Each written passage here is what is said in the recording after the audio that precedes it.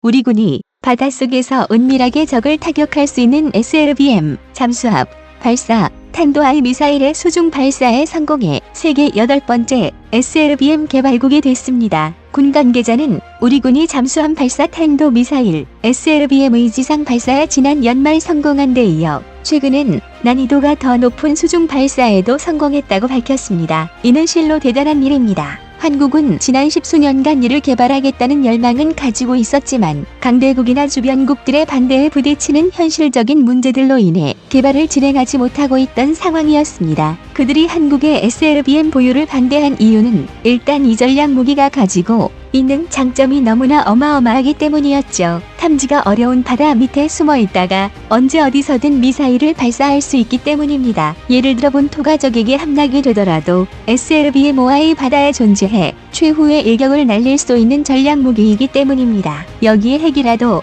실게 된다면 이는 상상을 초월하는 공포의 무기가 되는 것입니다. 이로써 우리나라는 세계 8번째 SLBM 개발국이 됐는데 수중 발사는 군사 강대국인 미국과 러시아도 실패한 경험이 있을 정도로 고난이도 기술입니다. 이것은 잠수함에 탑재되어 움직이기 때문에 어떤 수역에서나 자유롭게 자망하면서 발사할 수 있는 기술입니다. 그렇기 때문에 고정되어 있는 육상기지에서 발사되거나 폭격기에 의해서 운반되는 탄도탄에 비해서 은밀하게 공격이 가능합니다. 또한 공격 목표 기가이에 근접해서 발사할 수 있을 뿐만 아니라 사정거리가 비교적 짧아서 적이 요격망을 돌파하는 데 유리한데요. 발사기지의 이동성으로 인해서 적이 전략 공격 시에도 살아남을 가능성이 많은 전략 무기에 해당합니다. 현재 전 세계에서 SLBM을 보유한 국가들은 미국, 러시아, 영국, 프랑스 등 핵을 보유한 국가들입니다. 이들에 이어서 8번째로 SLBM을 국산화한 한국은 핵 관련 무기가 없는 상황이죠. 일각에서는 핵도 없는 상황에서 무리해서 이런 무기를 만든 것은 예산 낭비에 불과하다라고 언급하며 우려를 표하기도 했죠. 하지만 이는 하나만 알고 둘은 모르는 것입니다. 생각해보시죠. 일본과 동해에서 독도를 사이에 두고 항상 대치 중인 한국의 입장에서 SLBM이 바다 밑에 자망하고 있다는 것 자체가 일본에게는 큰 부담으로 작용할 것입니다. 실제로 이번 한국의 SLBM의 개발을 보고 있는 일본에서는 불편한 기색을 감추지 못했습니다. 해양강국이라고 자칭하며 독도를 자신들의 섬이라고 주장하는 일본에게는 SLBM-5이 없기 때문입니다. 한국이 자국의 실력으로 방어라는 이름으로 개발을 했으니 말은 못하지만 속으로는 매우 당황하고 있을 것입니다. 이들이 한국의 잠수함을 바라보는 시선은 최근 일본의 한 인터넷 사이트에 게재된 글에서 알 수 있습니다. 그 글의 제목은 한국 해군 잠수함 부대. 주적은 일본인가 였죠. 여기서 한국의 잠수함들의 함명들이 언급되었는데 이는 일본인들을 충격에 빠뜨리기 충분했습니다. 무려 20척의 잠수함 중 2척을 제외한 18척의 함명이 일본에 맞서서 싸운 우리의 선조들이었기 때문이었죠. 예를 들어 소론이람, 안중근함, 김좌진함, 윤봉길함, 유관순함, 홍범도합 등이 이미 한국의 바다를 소화하고 있으며 앞으로도 이러한 잠수함 이름은 계속 이어질 것으로 예상되고 있습니다. 일본은 이런 것을 매우 이상하게 생각하고 있죠. 자신들을 어떤 이유에서 적국으로 생각하고 이런 유치한 이름을 사용하는지 알 수 없다는 반응입니다. 한 일본인 네티즌은 지명이나 랜드마크 이름도 아닌 사람 이름을 사용한다는 것과 제가 일본을 전혀 존중하지 않는 것으로 판단할 수 있다며 분노했습니다. 또 다른 네티즌은 일본이 완전히 적국으로 인정받았다며 이런 나라와 옆에 있다는 것이 화가 난다고 했습니다. 하지만 그들의 행동을 분석해보면 이는 스스로를 잘 모르는 것으로 판단할 수 있죠. 그들은 항상 자신들의 함정에 오길 승천기를 달고 다닙니다. 그리고 이는 이번 도쿄올림픽 경기장 내에서도 예외 없이 반입이 허용됩니다. 또한 한국 고유의 영토인 독도를 자신들의 땅이라고 우기는 상황에서 한국이 한 명에 이런 이름을 넣는 것에 분노한다는 것은 정말 이해할 수 없는 것이죠. 한국의 군사 전문가도 잠수함은 바다의 암살자로 통한다며 동해 앞바다에 일본과 대치하고 있는 상황에서 한국의 독립을 위해 헌신하신 열사님들의 이름을 한 명으로 하는 것은 어찌 보면 더욱 장려해도 되는 것이라고 했습니다. 일본은 세계인들 일본은 도쿄올림픽 홍보 자료를 이용해 독도를 일본의 영토라고 대대적으로 홍보하고 있는데 이런 일본의 행동에 대해 더 이상 좋은 대응으로 일관했다가는 일본은 정신 차리지 못한다는 것입니다. 또한 일본이 더욱 분노하는 이유는 일본은 공격 무기를 만들지 못하기 때문에 SLBM을 제작할 시도도 못하는 것입니다. 일본의 해군력이 동아시아에서도 뛰어난 것은 이미 잘 알려져 있습니다. 하지만 한국이 이런 SLBM을 보유할 시한국의 아의 전력은 엄청나게 강해지기 때문이죠. 여러분들도 아시겠지만 한국은 주기적으로 열리는 태평양 림팩 훈련에서 말도 안 되는 잠수함 운용수를 보여주는 국가입니다. 얼마나 대단했으면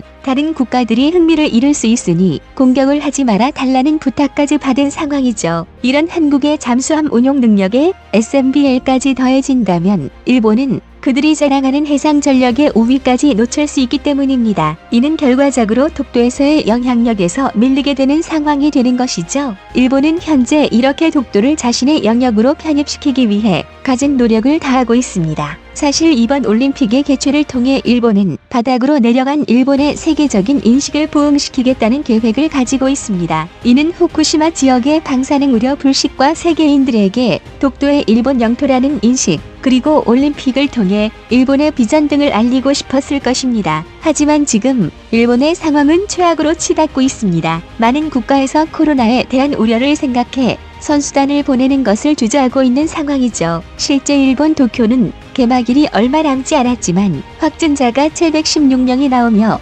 38일 만에 최다를 기록했습니다. 그러자 뒤늦게 대회 주요 종목인 야구나 축구, 육상 등의 경기를 무관중으로 하는 방향을 검토하고 있다고 했습니다. 하지만 이 정책도 오락가락하는 상황이죠. 지난달 21일 일본 정부는 도쿄도 도쿄올림픽 아이조직위원회 IOC, 국제패럴림픽위원회 IPC 등과 5자 협의해서 경기장 수용 정원의 50% 안에서 최대 1만 명까지 관중을 수용하겠다고 최종 결정한 바 있습니다.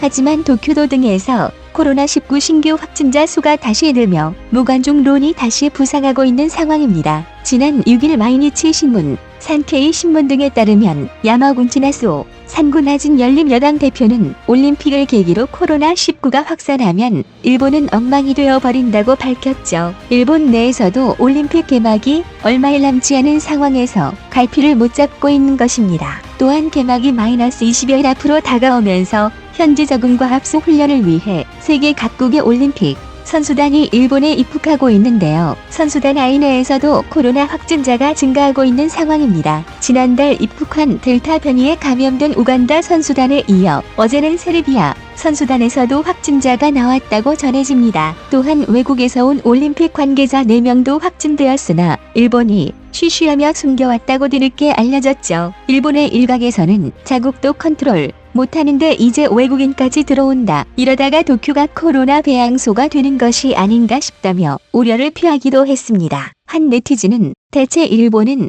방사능의 코로나까지 해결 못하면서 무슨 용기로 올림픽을 하는가라는 의견을 제시했습니다. 문제는 여기서 끝나지 않습니다. 외국 선수들을 격리하고 검사를 반복하는 등 행동에 제약을 가함으로써 선수들이 일본 선수들에 비해 손해를 많이 볼 수 있다는 의견이 나오고 있기 때문입니다. 올림픽 개최국은 원래 홈 어드밴티지를 갖지만 코로나로 인해 일본 선수들은 너무 큰 이점을 누린다고 했는데 이를 두고 일각에서는 도쿄올림픽을 코로나 어드밴티지 올림픽이라고 불린다고 하고 있죠. 이렇게 일본은 다양한 방법으로 최악의 올림픽을 강제로라도 끌고 가려고 하고 있는 것입니다. 한국도 후쿠시마산 음식을 포함해서 선수촌에 제공하려는 일본의 속셈을 알고 있기에 이를 거부하고 국내에서 음식을 공수해서 가려고 했으나 이 또한 코로나 사태 등을 이유로 음식물 반입은 곤란하다는 일본의 입장에 막혀버린 상황이죠. 대신 올림픽 담당자는 원래 일반 관람객도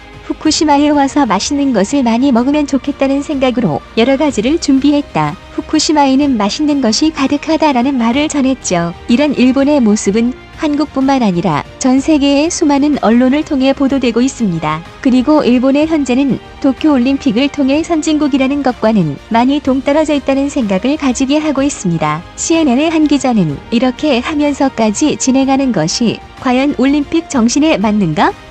라며 일본인들도 불안해하는 올림픽이라며 글을 올렸습니다. 이런 상황에서 한국은 오히려 선진국이라는 반열에 공식적으로 올라간 상황입니다. 지난 2일 유엔 무역개발회의에서 한국을 개도국에서 선진국인 그룹 B로 변경했죠. 이것을 본 한국인들은 될 것이 된 것이라며 당연하게 생각하는 사람도 있었습니다만 유엔 무역개발회의 설립 후 개도국에서 선진국으로 올라간 국가는 전 세계에 한국이 유일합니다. 가장 가난한 국가에서 선진국으로 넘어가는 그 누구도 하지 못한 일을 한국이 보여준 것이죠. 이제 동아시아에서 공식적인 선진국은 한국과 일본 두 국가입니다. 하지만 일본은 이제 그 자리에서 점점 멀어지는 행동을 보이고 있죠. 떠오르는 한국과 지고 있는 일본의 대조적인 모습을 바라보며 많은 생각을 하게 합니다. 오늘의 영상은 여기까지입니다. 이상 이슈 트래커였습니다.